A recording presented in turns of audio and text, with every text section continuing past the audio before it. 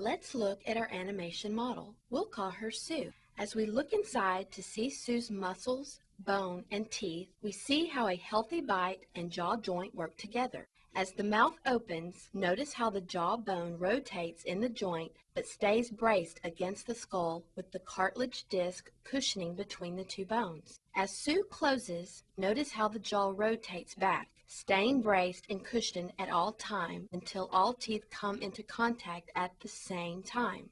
At the end of the chewing stroke, or opening and closing cycle, all the teeth have come together into the bite and the jawbone and disc are braced against the skull.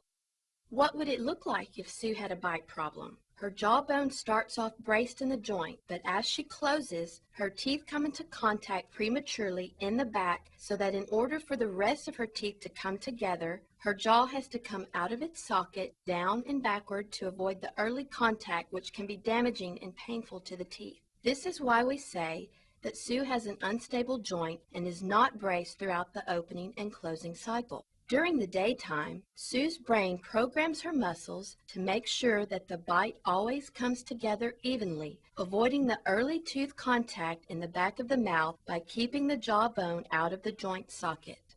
During sleep, the brain wants to rest and not worry about constantly programming the muscles, so instead it tells the muscles to either clench or grind the teeth so that they stay locked together. The jaw stays out of the socket all night and the muscles of the head and neck are working constantly during sleep. Since these muscles get overworked every night, they become fatigued, leading to spasms and inflammation. The result of the chewing system being constantly overstressed is breakdown of the teeth, gums, bone, and joint, and finally pain such as headaches and migraines, neck and shoulder pain, or popping and clicking of the jaw joint, among other symptoms. With an orthotic that bioaesthetic dentists call imago splint, the jaw-bite relationship can be stabilized. Notice how the jaw joint is staying braced in the joint against the cartilage disc when the teeth bite against the imago. Sue has been treated with the imago splint to relax the muscles and let the jaw joint stay in its proper location.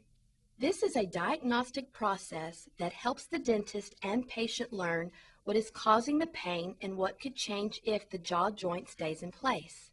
From this information, a final treatment can be formulated. Treating this problem will result in the bite and jaw joint becoming healthier and the muscles getting well-deserved rest. The result is that Sue will probably feel and sleep much better.